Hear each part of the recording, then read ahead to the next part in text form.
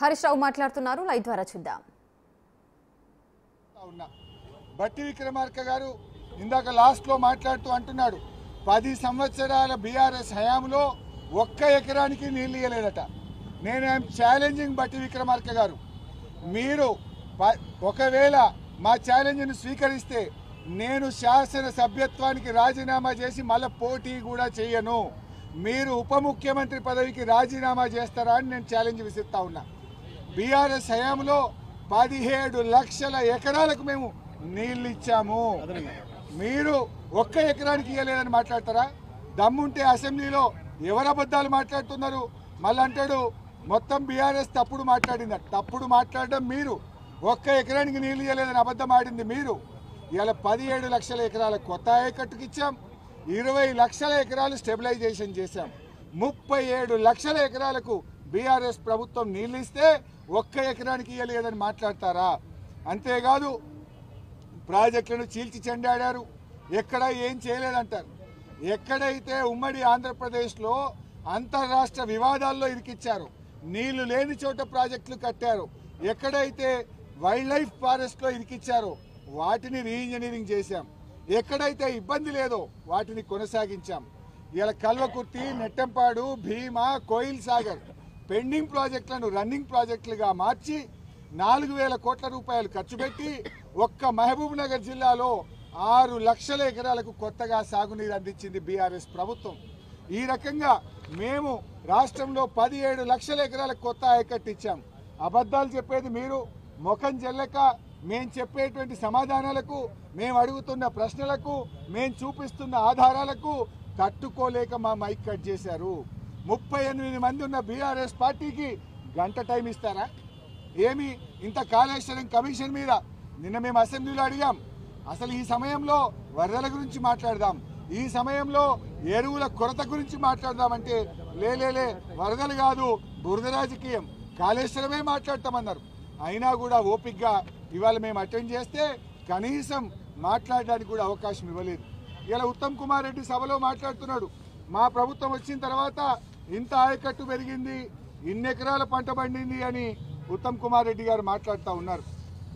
నేను అంటా ఉన్నా, ఉత్తమ్ కుమార్ రెడ్డి గారు 2 ఏళ్ల కాంగ్రెస్ గవర్నమెంట్లో ఎక్కడన్నా ఒక కాలువ తవ్వినరా, ఒక చెరువు కట్టారా, ఒక్క చెక్ డ్యామ్ కట్టారా, ఒక్క ఎకరానికన్నా కొత్తగా నీళ్ళు ఇచ్చారా? మరి ఏడికెళ్ళి పెరిగింది పంట? అదంతా బీఆర్ఎస్ ప్రభుత్వం చేసిన కృషి. మేము మిషన్ కాకతీయలో చెరువులు బాగా చేశాం, చెక్ డ్యాములు కట్టాం. మా ప్రభుత్వ కృషి వల్ల ఇవాళ ఈ రాష్ట్రంలో ఆయకట్టు పెరిగింది. మీరు వచ్చినాక ఇరిగేషన్ శాఖలో ఒక్క ఎకరానికి కూడా కొత్తగా నీళ్ళు ఇయ్యలేదు. అదేవిధంగా ఈరోజు ముఖ్యంగా కాళేశ్వరం సంబంధించి నీళ్ళే రాలేదంటారు. మేము సవాల్ విసిరినాం, పోదాం పదా, జర్నలిస్టులు, మేధావులు అందరం కలిసి పోదాం, అందరం పోయి భూపాలపల్లి భూములను అడుగుదాం, కాళేశ్వరం నీళ్ళు వచ్చినాయా లేవా.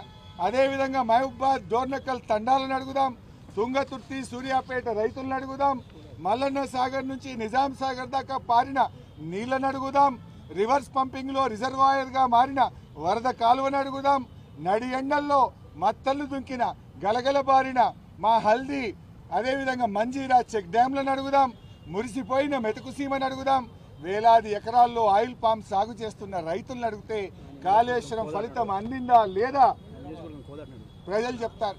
ఇలా ఉత్తమ్ కుమార్ రెడ్డి నియోజకవర్గం కోదాడకు కూడా కాళేశ్వరం జలాలు వచ్చినాయి. కాళేశ్వరంతో ఎన్నడూ పారని నీళ్లు కోదాడకు కూడా నీళ్లు అందినాయంటే అది బీఆర్ఎస్ చేసిన కృషి. మరి పోదాం పాండి, ప్రజలకు పోదాం. ఇలా హైదరాబాద్కు మంచినీళ్ళు వస్తున్నాయంటే కాళేశ్వరం వల్ల. ఇలా 13 జిల్లాలకు సాగునీరు, తాగునీరు అందుతుందంటే అది కాళేశ్వరం ప్రాజెక్టు వల్ల. ఇలా కాళేశ్వరాన్ని ఎవడైతే కూలేశ్వరం అని మాట్లాడుతున్నారో వాళ్ళే ఇలా తెలంగాణ పాలిట శనేశ్వర్లు అని చెప్పి నేను మనవి చేస్తా ఉన్నా. ముఖ్యంగా ఇలా కేసీఆర్ గారు ఎంతో కష్టపడి ప్రాణాలకు తెగించి కేసీఆర్ గారు తెలంగాణ సాధించారు. తెలంగాణ రాష్ట్ర సాధకుడు కేసీఆర్, తెలంగాణ జల సాధకుడు ఇలా కేసీఆర్ గారు. ఇవాళ ఏమంటుండే ముఖ్యమంత్రి గారు, ఏం శిక్ష వేయాలి, ఏం ఎంక్వైరీ చేయాలి అని పదే వాళ్ళు ఆల్రెడీ డిసైడ్ చేసుకొని వచ్చిండ్రు. ఇలా పంచాయతీరాజ్ ఎన్నికలకు పోతున్నాం, ఏదో రకంగా బీఆర్ఎస్ మీద బుర్ర జల్లాలి, ఇంకో కేసు పెట్టాలి. ఇప్పటికి ఎన్ని ఎన్డీఎస్ఏ రిపోర్ట్లు, విజిలెన్స్ రిపోర్ట్లు, ఘోష్ కమిషన్ రిపోర్ట్లు, ఇంకా ఇప్పుడు ఇంకో కేసు పెట్టి మళ్ళీ వేధిస్తారట. దేనికోసం శిక్ష చేస్తారు నాకు అర్థం కాదు. కేసీఆర్ గారు తన ప్రాణాలను ఫనంగా పెట్టి 14 ఏళ్లు పోరాడి తెలంగాణ సాధించినందుకు కేసీఆర్కు శిక్ష వేస్తారా?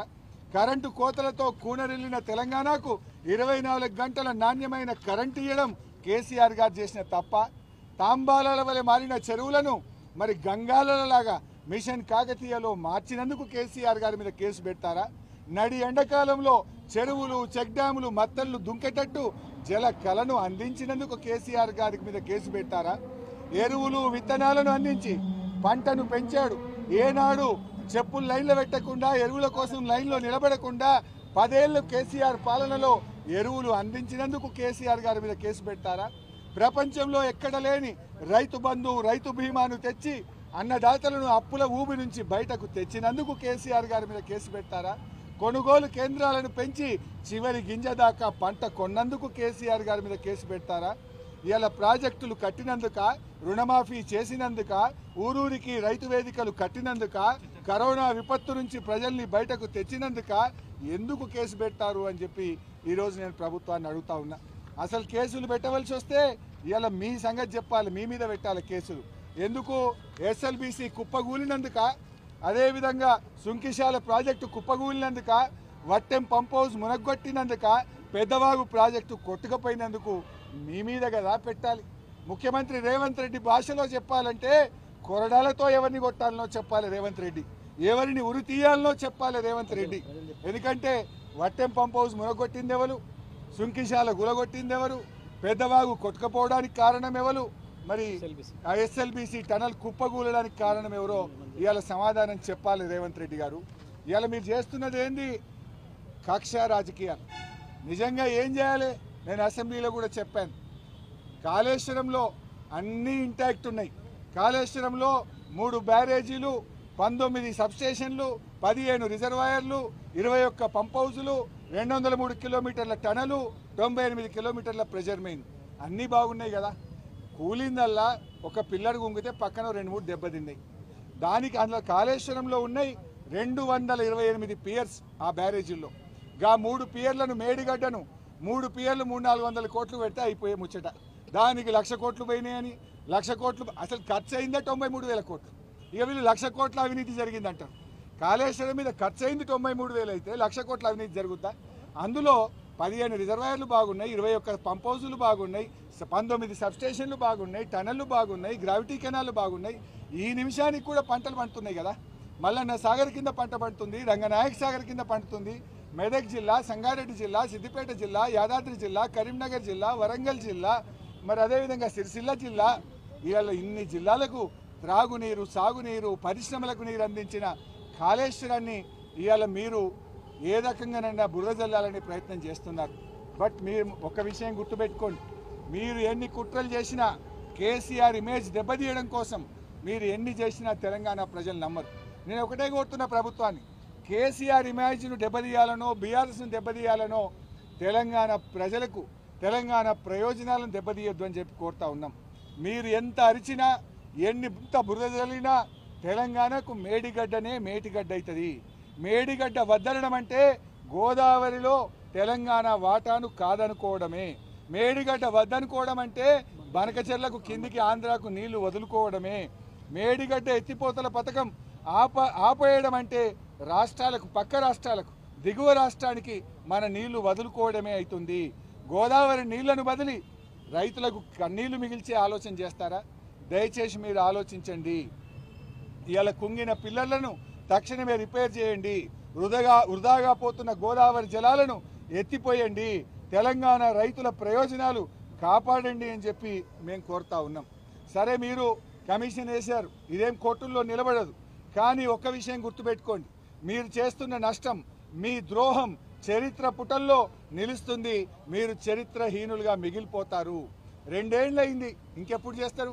ఆయన అంటుండే బట్టిగా 2 ఏళ్ళు అయింది, ఇంకా చేస్తారట. చేసే టైం అయ్యే వరకు మీరు దిగిపోతారు, మీ పని అయిపోతుంది. ఒకటి మాత్రం గుర్తుపెట్టుకోండి, మీ అరాచకాలు, మీ కుట్రలు, మీరు చేస్తున్నటువంటి అక్రమ కేసులు అన్నీ లెక్క పెట్టుకుంటున్నాం, వడ్డీతో సహా చెల్లిస్తాం, వదిలిపెట్టే ప్రశ్నే లేదని కూడా వారిని ఈరోజు నేను హెచ్చరిస్తా ఉన్నా. అదేవిధంగా తెలంగాణ ఏర్పడ్డాక ఏమైంది అని మాట్లాడతారు. 17 లక్షల కొత్త ఆయకట్టు నిజం కాదా? చెరువులు గలగల ఇవాళ నీళ్లతో నిండిపోయింది నిజం కాదా? పెద్ద ఎత్తున చెక్ డ్యాములు కట్టి భూగర్భ జలాలు పెరిగింది నిజం కాదా? ఇవాళ తెలంగాణలో బీఆర్ఎస్ హయాంలో 218 టీఎంసీల రిజర్వాయర్లు కట్టాం. 218 టీఎంసీలు. ఇవాళ ఒకసారి చూస్తే బస్వాపురం 11 టీఎంసీలు, మలకపేట 3, కొండపోచమ్మ 15, మల్లన్న సాగర్ 50, రంగనాయక్ సాగర్ 3, అన్నపూర్ణ 3.5, మేడారం 1 టీఎంసీ, సుందిల్లా 8 టీఎంసీలు, అన్నారం 10, మేడిగడ్డ 16 టీఎంసీలు. అదేవిధంగా నష్కల్ రిజర్వాయర్ 0.5, మిడ్మానేర్ 27, సమ్మక్క సాగర్ 7, చనాకా కొరాట 1 టీఎంసీ, పాలమూరు రంగారెడ్డిలో నార్లాపూర్ 8, ఏదుల 8, వట్టెం 17, కరివెన 16, దిండి ఎత్తిపోతల పథకంలో 3 టీఎంసీలు. అదేవిధంగా ఎస్ఎల్బీసీలో బ్రాహ్మణ వెల్లెం, నీల్వాయి, మత్తడివాగు, మిషన్ కాకతీయ ద్వారా చెరువుల సామర్థ్యం పెంచాం, చెక్ డ్యాములు కట్టి నీటి నిల్వ పెంచాం. ఇట్లా చూస్తే 218 టీఎంసీల నీళ్లు నిల్వ చేసే రిజర్వాయర్లను కట్టింది బీఆర్ఎస్ పార్టీ. మీరేం చేసిండ్రు? 2 ఏళ్ళు అయింది. ఒక్క చెరువు కట్టినరా? ఒక్క చుక్క నీళ్లు ఎక్కడైనా ఆపినరా? ఒక్క ఎకరానికి ఎక్కడైనా కొత్తగా నీళ్ళు ఇచ్చిండ్రా?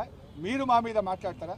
ఇదంతా కూడా తమ ఫెయిల్యూర్ను, తమ తప్పిదాలను కప్పిపుచ్చుకోవడానికి చిల్లర ప్రయత్నాలు చేస్తూ ఉన్నారు, బురద జల్లే ప్రయత్నం చేస్తున్నారు. ప్రజలు అన్ని విషయాలు